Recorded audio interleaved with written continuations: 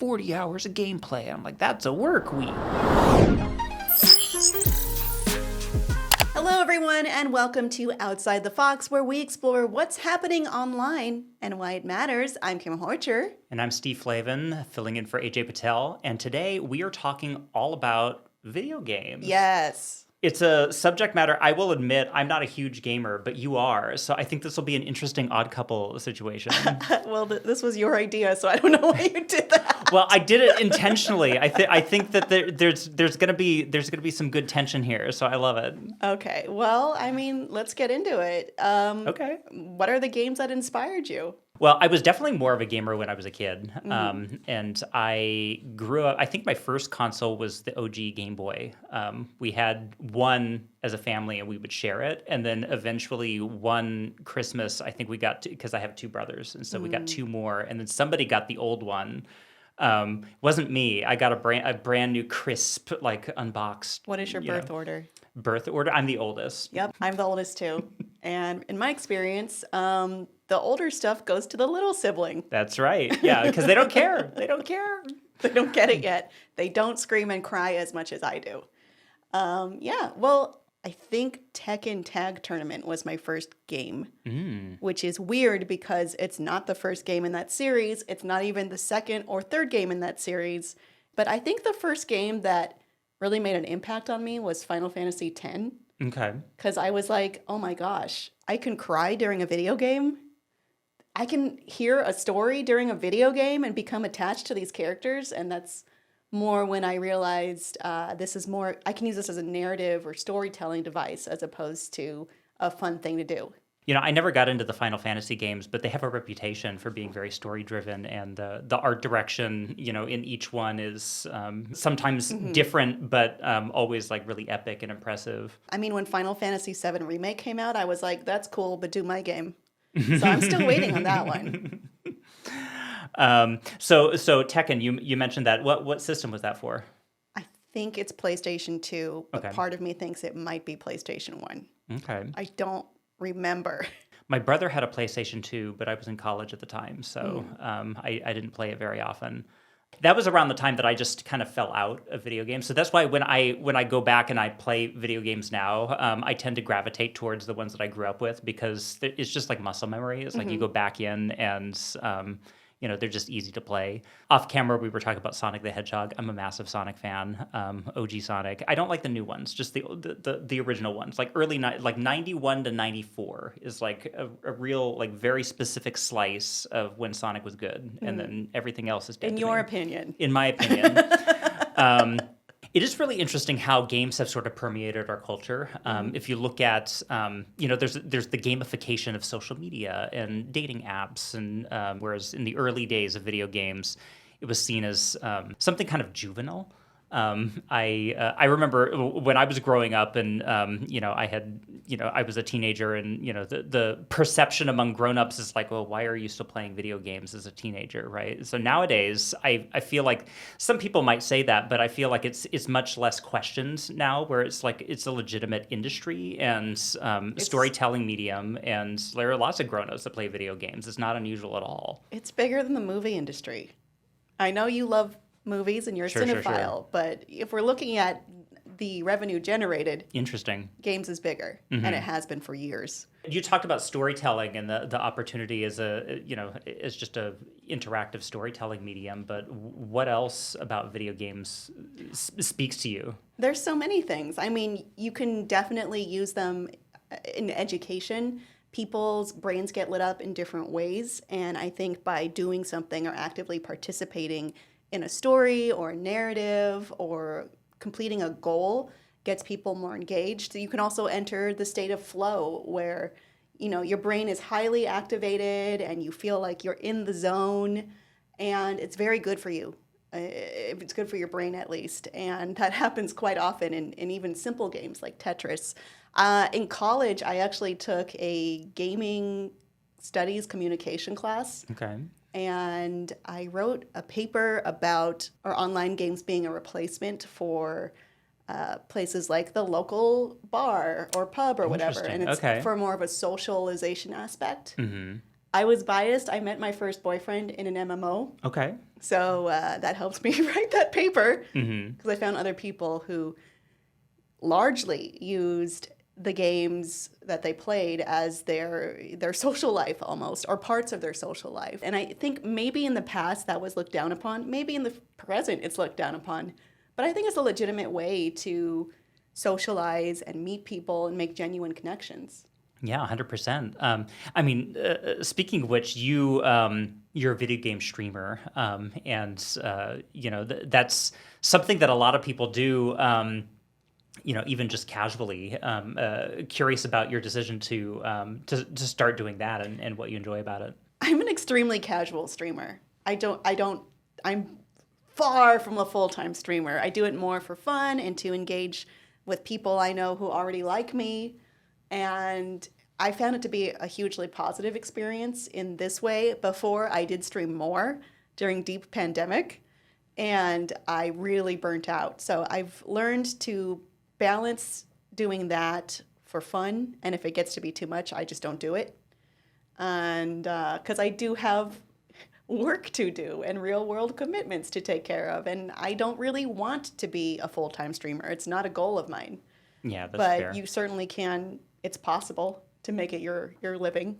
I mean, that's one of the things that I struggle with games is I admire them from a creative standpoint, and I always I read a lot of entertainment news, so I'm aware generally of big, highly publicized games that are in the zeitgeist, or even smaller indie titles. I think I snuck a peek at your notes. You were talking about Hades as one of your favorite games. It's one of my favorites. I played that on the Switch, and I enjoyed it, but I reached a plateau where it got too hard. And then it became kind of frustrating. How many So, times did you beat it? I don't even know. Like, I mean, all the way through, or no, I never. What? Steve. I'm not very good. But I enjoyed it going like up to a certain level where, it's like very cyclical and just like the conversations and like, building up your abilities and, the art direction and all of that was a lot of fun. And then eventually I just kind of like lost interest. Go back and do it. Okay. But see, my point being, so I have a larger point to this, which is, at some point, maybe I might rather watch someone play through it rather than just play through it myself, because I kind of want to know what happens. But Do you want me to play through it again? I'll do it. and just watch you play it. I mean, that's how, when I was a kid, I used to just watch my brothers play video games a lot. And sometimes I would just enjoy that more. That's one of the reasons why I myself gravitate towards simpler games like... I love Mario Kart. I just got the new Nintendo Switch 2. It's fun, right? It is a lot of fun. Basically, any version of Mario Kart I could just pick up and go. This It's like one's very bigger. accessible. It is bigger. There can be 24 people right? in a race, and you can just talk smack to all of them, and that's so much more multiplied than before. But even that is like it's a level up from what it used to be, but it's still fairly accessible. And it's with any kind of like a driving or a racing game, it's like you have a pretty simple objective. It's like you're trying to win the race. And with Mario Kart in particular, like I like racing games, but they're not all created equal. Like I don't know if you've played. Like I mentioned before, I don't have I never had an OG PlayStation, so like the Crash Bandicoot games, I never I did really play them. I never really got into. There's Crash Team Racing, which like I have played Crash Team it's like Racing. bootleg Mario Kart. It's absolutely bootleg Mario Kart. It's their IP. But they had like a remastered version for the Switch, and I'm like, this looks like fun. I'm gonna play it. It's so hard. It made me want to throw my controller. I hated it. It was not fun at all. Maybe just not the genre for you. Maybe, I guess, but I don't know. Like Mario Kart is. I don't want to say it's easy, but it's just challenging enough that I feel like it engages me, but I still feel like I can, like. I don't feel like a failure when I play it, Well, you shouldn't pick things that make you feel like a failure. You should pick things you enjoy. So I'm never going to play a Madden game because Okay. one, I don't care, and two, I'm not good at it. Well, you and me both. But, maybe you like horror games. Yeah, well, I think we talked about this several episodes ago. The Quarry was one that I almost bought a PlayStation 5 so I could play it, but then I realized I actually kind of wanted to just watch it. So you went to YouTube. So and I went to watched it. YouTube and I watched it. And it was like 6 hours long, but it was kind of like binging a show. With that, it's a little harder because it's multi-path, it's like a choose your own adventure. So I went down this deep rabbit hole of like looking up the alternate endings, and it was kind of fascinating. There was briefly a playable trailer called PT, Oh. and it was taken off of the PlayStation Store, but it was what eventually it was Kojima, and it was going to be like his take on a game that got canceled, a horror game, and now it's Rare. So I guess I have to sell my PlayStation handle if I ever want to sell someone a copy of that. The other thing that I struggle with is just the time commitment with a lot of games. A lot of the selling point for a lot of them is like 40 hours of gameplay. I'm like, that's a work week. Like, that's But a lot of time. that's so much value and entertainment you're Sure. getting. Yeah. I mean, I do enjoy like open world games like the Zelda games, but that was another example of something where I kind of just like lost interest, where I felt like I lost a lot of forward momentum because I'm like, okay, like I'm running out of things to do, and like I'm sure I could look up a tutorial on like what to do next or where to find this like sword or like whatever, and life just gets in the way. Like sometimes I just get distracted. Mario Kart's great because it's like you can go in and out. It's just like a real quick fix. That's something that it's like I could pull up and play like 30 seconds of it, or I could play it for an hour if I want to. Just have time to kill. Do you like mobile games? On my mobile device, generally I don't play a lot of them. Have you played the Alto games? Alto's Adventure and Alto's Odyssey. It's also kind of meditative. It's like you're a kid on a snowboard, and you're going down a snowy mountain, and you're like jumping over obstacles, and like that's it. That's the game. And the music is like really ethereal and atmospheric, and like the sound effects are really satisfying. It's kind of like meditative. They even have a version of it called Zen mode where you can't die. I think your genre is cozy games. Cozy games? Yes. I've heard this phrase, cozy gaming, and I would imagine like the words tend to lend itself to the definition, but I'm curious, what is your definition of a cozy gamer? It's a game where there aren't crazy stakes. There's no time limit. There's no real dangers. I mean, maybe like there's some dangers, but like it's something you play and you just kind of relax and you get into the vibe, and it's definitely not like a hardcore competitive game. It's just more something to chill with. Meditative is the word you used. Okay. I would use that too. I'm a cozy gamer. Wow, you learn something new every day. I mean, there's no monolith for gaming. It's like you mentioned, so many different things for so many different purposes, different platforms. Sure. I think it can be whatever you find joy in. And I think you should gravitate that way. Like, if you hate Call of Duty, don't play Call of Duty. It's not the only option. Well, on that note, let's talk about the current state of gaming. Over the years, as you've played a variety of games and different gaming systems, and the evolution of desktop gaming and processors and graphics, and how do you feel about the era, the gaming era in which we live? I feel great about it. I think, we talked about this briefly off camera, but gaming is a genre that only gets better as technology improves. And I think there's just something for everyone out there. I feel really good about it right now. And it could just be my little bubble, but I don't feel that toxicity is as big of an issue as it once was. I could be dead wrong, though, but that's just in my neck of the woods. I'm good with it. I'm happy. There's a lot of good things to look forward to. There's a lot of, past and present hits you can play. I don't think you can ever get bored. Yeah, something, similar to the movie industry, there is a phenomenon that happens where a lot of the oxygen in the room gets taken up by big franchises, right? Mm-hmm. Where it's like, that's where a lot of the marketing dollars go, and that's where, says the guy who plays Sonic and Mario. But I'm curious, in recent games that you've played, maybe some indie titles, when was the last time you sat down with a game and it was like an epiphany of just like, oh, wow, this is like, it just congeals, all of the potential of the medium in this awesome experience? I gotta say, I really enjoyed It Takes Two and Split Fiction. Those were both couch co-op games, and those are pretty rare now, actually. And I think I wish there were more.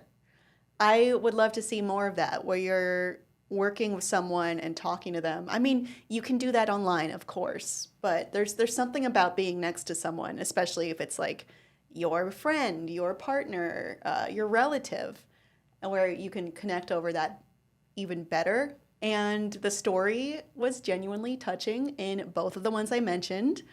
It's nice to experience that live with someone in real time. Cool.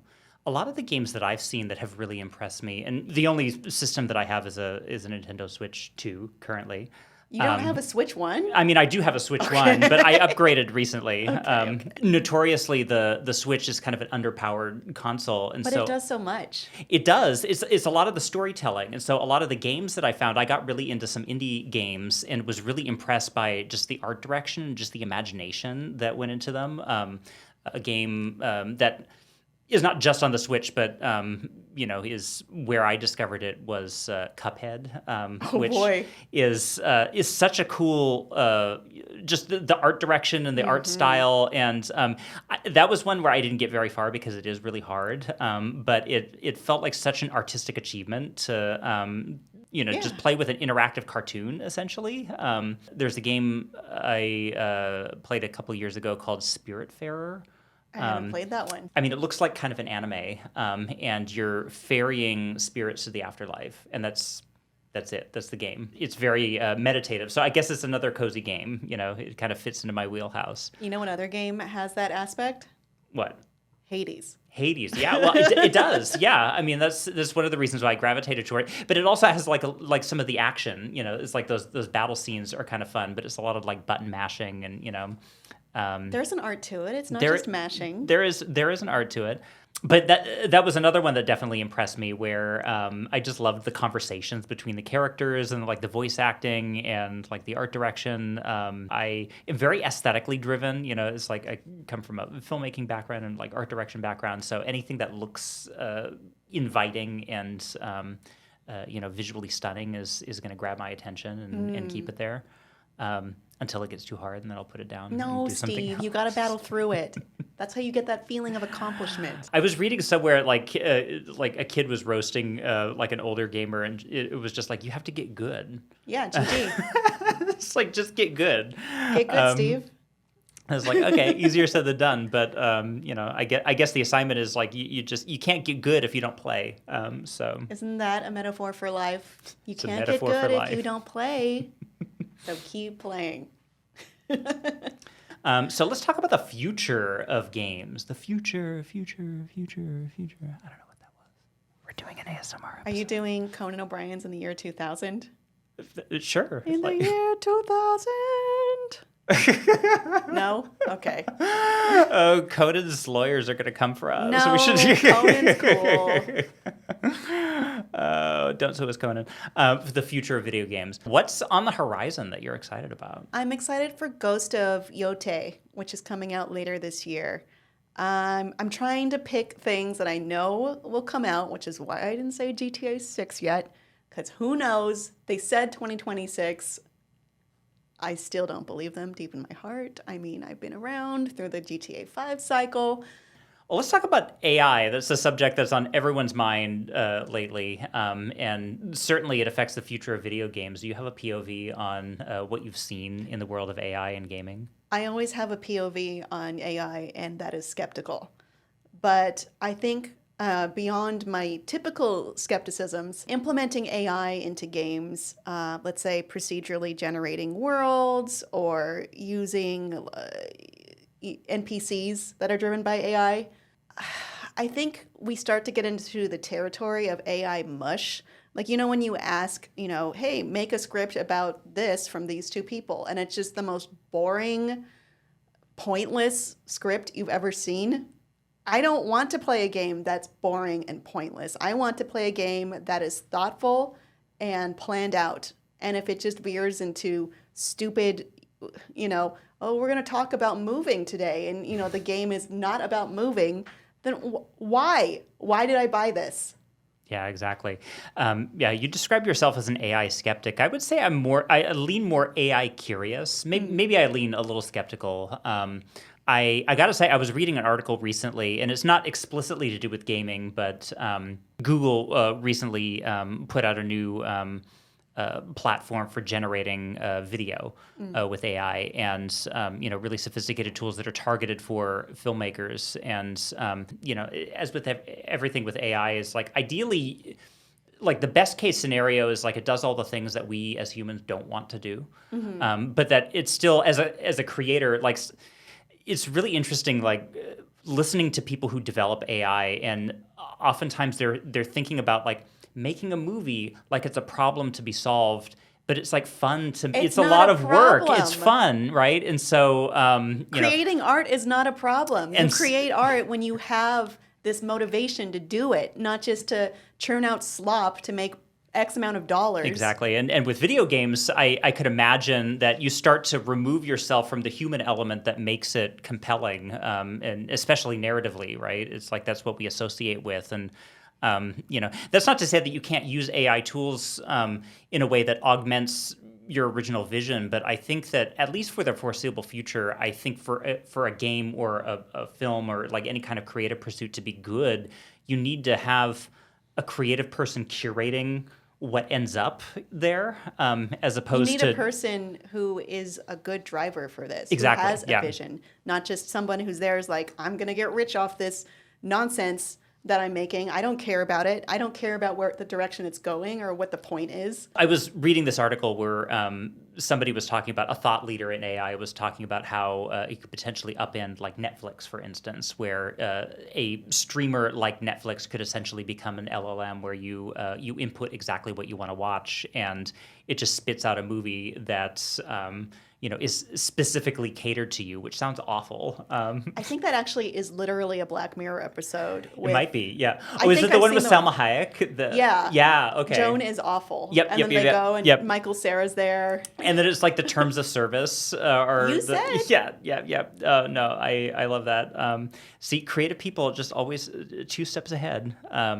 But just to circle it back to video games and things that you brought up about the challenge and object of playing certain games or watching a film, or like to be challenged is part of the enjoyment, which is not something that if something is can essentially read my mind and give me exactly what I want to see, I don't know that that's necessarily a fulfilling experience. That's right? boring. I want to be surprised, and I want to be faced with things that maybe I wasn't expecting. Because, I mean, even in terms of movies, that's how I get empathy or learn about different points of view. Mm-hmm. But in a game, I don't want to play something that's just made to, soothe my brain. I want problems to solve. I want a story that is interesting and that I can follow and, just really think about, instead of